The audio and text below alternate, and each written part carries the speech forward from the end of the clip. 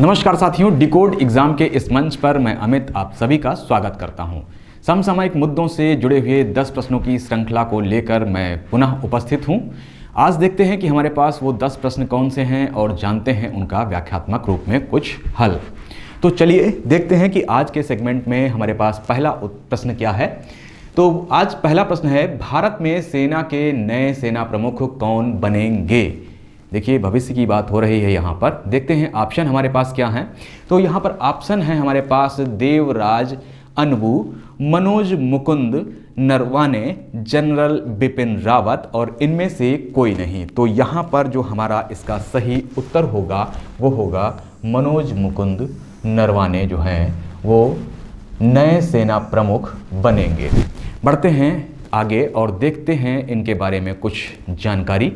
तो जनरल बिपिन रावत जो हैं 31 दिसंबर 2019 को अपने पद से जो हैं वो रिटायर हो रहे हैं और सेवानिवृत्त हो रहे हैं। इसके पश्चात जो हैं मनोज मुकुंद नरवाने जो हैं वो सेना के नए सेना प्रमुख बनेंगे।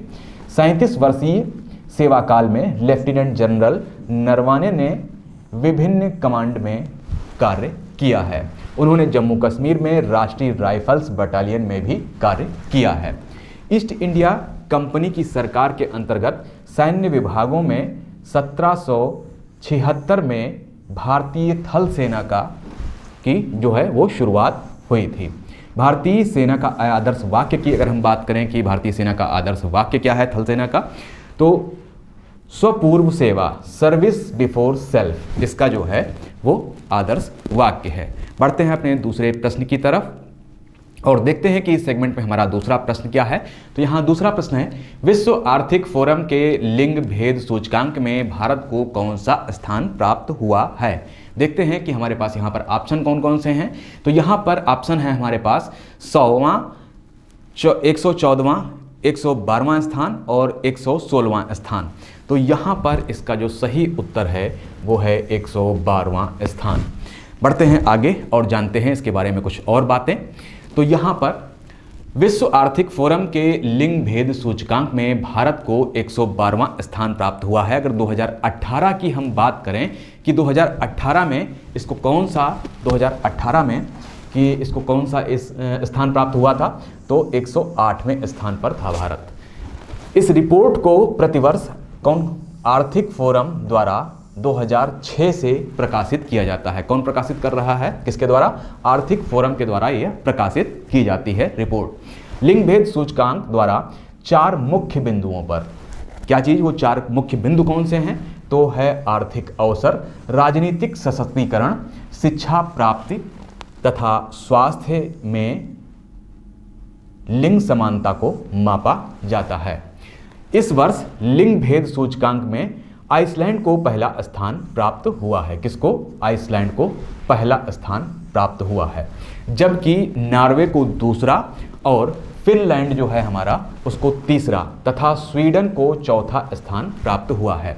यमन जो है इसमें सबसे खराब प्रदर्शन के साथ 153वें नंबर पर है, जबकि इराक की अगर हम बात करें तो ये 152वें नंबर पर, और अगर पाकिस्तान की बात करें तो यह 191वें नंबर पे है। विश्व आर्थिक फोरम स्विट्जरलैंड में स्थित एक गैर लाभकारी संस्था है।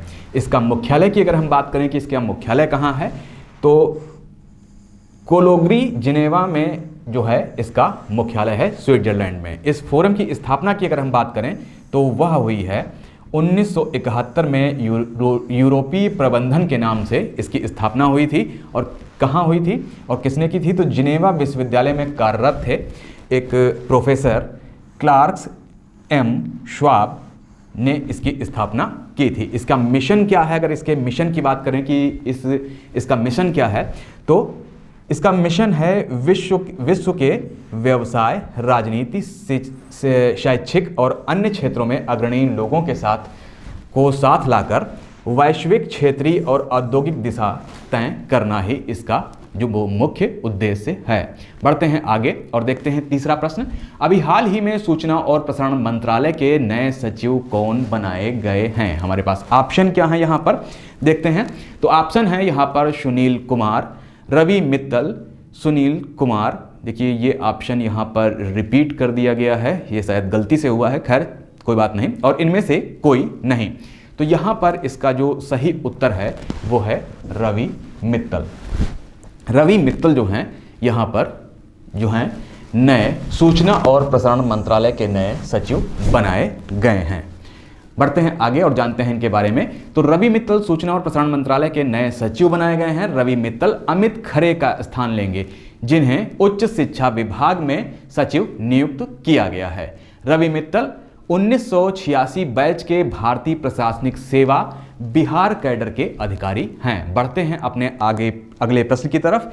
देखते हैं कि अभी हमारा चौथा प्रश्न क्या है इस श्रृंखला में। तो अभी हाल ही में भारत में विजय दिवस कब मनाया गया? बढ़ते हैं ऑप्शन की तरफ और देखते हैं कि ऑप्शन क्या है यहाँ पर। तो ऑप्शन है 16 दिसंबर, 14 दिसंबर और 15 दिसंबर और इनमें से कोई नहीं। तो यहाँ पर 16 दिसंबर को अभी विजय दिवस भारत में मनाया गया। बढ़ते हैं आगे और जानते हैं इसके बारे में कुछ। तो यहाँ पर विजय दिवस प्रत्येक वर्ष जो है वो 16 दिसंबर को 1971 के युद्ध में पाकिस्तान पर भारत की विजय के स्मृति में मनाया जाता है। 3 दिसंबर को शुरू हुआ 1971 में 71 का भारत पाकिस्तान युद्ध 13 दिनों तक चला और 16 दिसंबर को आधिकारिक रूप से ये समाप्त हुआ था, जिसके बाद पाकिस्तान ने भारत के समक्ष आत्मसमर्पण कर दिया था। इसी के उपलक्ष्य में, इसी की याद में 16 दिसंबर को प्रत्येक वर्ष जो है वो विजय दिवस मनाया जाता है। बढ़ते हैं आगे और देखते हैं अपना अगला प्रश्न। हमारा 5वां प्रश्न है, 100 दिवसीय रोजगार कार्यक्रम में किस राज्य को प्रथम स्थान प्राप्त हुआ है? हमारे पास ऑप्शन क्या है यहाँ पर। तो यहाँ पर हमारे पास ऑप्शन है मध्य प्रदेश, पश्चिम बंगाल, कर्नाटक और तमिलनाडु। तो यहाँ पर इसका सही उत्तर होगा पश्चिम बंगाल। देखते हैं इसके व्याख्यात्मक रूप को और जानते हैं इसके बारे में कुछ और बातें।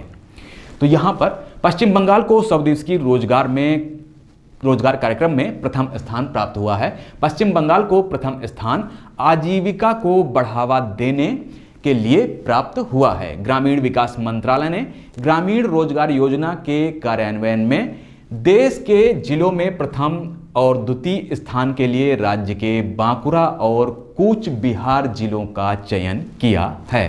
बढ़ते हैं आगे और देखते हैं अगला प्रश्न। अगला प्रश्न है हमारा 6ठा प्रश्न। अंतर्राष्ट्रीय हॉकी महासंघ ने किस वर्ष के लिए नया match based world ranking system launch किया है? तो बढ़ते हैं ऑप्शन की तरफ। तो देखते हैं ऑप्शन कौन कौन से हैं। तो यहाँ पर हमारे पास ऑप्शन जो है वो है 2020, 2021, 2022 और इनमें से कोई नहीं। तो इसको लॉन्च किया जाएगा अगले वर्ष 2020 में। तो देखते हैं इसके व्याख्यात्मक रूप को और जानते हैं इसके बारे में कुछ और बातें। तो अंतर्राष्ट्रीय हॉकी महासंघ ने 2020 के लिए नया match based world ranking system launch किया है। इस प्रणाली में वर्तमान प्रदर्शनों को बेहतर प्रतिबिंब हेतु रैंकिंग का निर्धारण टूर्नामेंट के आधार पर नहीं बल्कि मैच के आधार पर होगा। यह नई प्रणाली 1 जनवरी 2020 से लागू होगी। इस नई प्रणाली में मैच के आधार पर रैंकिंग की गणना की जाएगी। इससे पूर्व में जो गणना होती थी वो किस आधार पर होती थी? वो टूर्नामेंट के आधार पर रैंकिंग की गणना की जाती थी। तो ये था इससे जुड़ा हुआ जो व्याख्यान था उसके बारे में कुछ जानकारी। बढ़ते हैं आगे और देखते हैं अपना अगला प्रश्न। हमारा 7वां प्रश्न है, पीटर स्नेल किस खेल से संबंधित थे जिनका हाल ही में निधन हुआ है? ऑप्शन क्या है हमारे पास? लंबी दूरी के धावक, बी क्रिकेटर, सी फुटबॉलर और डी बास्केटबॉल। तो यहाँ पर लंबी दूरी के ये धावक थे। बढ़ते हैं आगे और जानते हैं इनके बारे में। तो यहाँ पर ये लंबी दूरी के धावक थे। 3 बार के ओलंपिक चैंपियन स्नेल का हाल ही में निधन हुआ है, यानी कि ये 3 बार ओलंपिक चैंपियन भी रहे हैं। बढ़ते हैं आगे और देखते हैं अपना 8वां प्रश्न। यूरोपीय अंतरिक्ष एजेंसी का स्पेस ऑस्कर पुरस्कार किस देश ने जीता है? तो यहाँ पर ऑप्शन क्या है हमारे पास? पहला ऑप्शन है भारत, दूसरा अमेरिका, तीसरा चीन और चौथा इनमें से कोई नहीं। तो यहाँ पर भारत ने स्पेस ऑस्कर पुरस्कार को जीता है। बढ़ते हैं आगे और जानते हैं इनसे जुड़े हुई कुछ और बातें। तो भारतीय स्टार्टअप कौन सा है स्टार्टअप ये? इसका नाम क्या है? ब्लू स्काई एनालिटिक्स ने यूरोपीय अंतरिक्ष एजेंसी का Copernicus masters social entrepreneurship challenge को जीता है। इसे स्पेस का ऑस्कर भी कहा जाता है। Blue sky analytics Gurugram based big data व एआई स्टार्टअप है जो सैटेलाइट डेटा इत्यादि का विश्लेषण करता है। बढ़ते हैं अपने नवें प्रश्न की तरफ और देखते हैं कि आज हमारा नवा प्रश्न क्या है।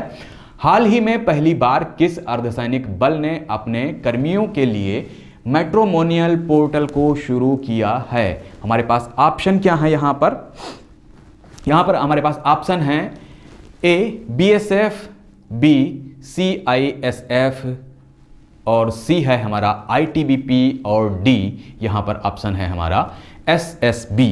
तो यहाँ पर जो हमारा है सी ऑप्शन यानी कि आईटीबीपी ने अपने अर्धसैनिक बल के लिए जो कर्मी हैं उसके लिए मैट्रिमोनियल पोर्टल को शुरू किया है। देखते हैं इसके बारे में कुछ और जानकारी।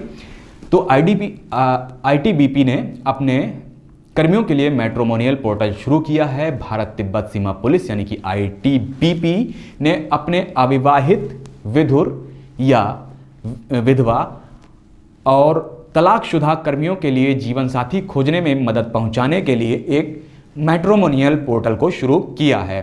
आईटीबीपी पर मुख्य रूप से जो जिम्मेदारी है वो क्या है?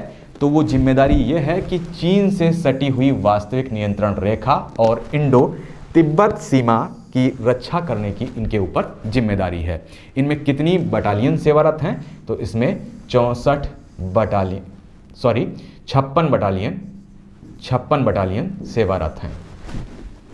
बढ़ते हैं आगे और देखते हैं अपने अगले और अंतिम प्रश्न को। हाल ही में किस देश के एक विश्वविद्यालय ने 100 भाषाएं बोलने और समझने वाले एक रोबोट को तैयार किया है? हमारे पास ऑप्शन है ईरान, अमेरिका, चीन और इनमें से कोई नहीं। तो यहाँ पर इसका सही उत्तर होगा ईरान। ईरान ने ही 100 भाषाएं बोलने वाले एक रोबोट को तैयार किया है। बढ़ते हैं आगे और जानते हैं इसके बारे में कुछ और बातें। ईरान के तेहरान विश्वविद्यालय किसने? ईरान में एक तेहरान विश्वविद्यालय है जिसने ऐसा रोबोट तैयार किया है जो 100 विभिन्न भाषाओं को समझ, बोल और अनुवाद कर सकता है। यह चेहरों को पहचान सकता है और फुटबॉल को किक भी मार सकता है। इसका नाम जो रखा गया है वो है सुरेना। 70 किलोग्राम वजनी सुरेना 0.7 किलोमीटर प्रति घंटा की रफ्तार से चल सकता है और ऊबड़ खाबड़ स्थानों में भी यह चल सकता है और आगे पीछे और दाएं बाएं मुड़ भी सकता है। तो ये थे आज के हमारे 10 समसामयिक मुद्दों से जुड़े हुए प्रश्न और उनका हल। मिलते हैं कल नए 10 प्रश्नों के साथ। तब तक के लिए नमस्कार, धन्यवाद।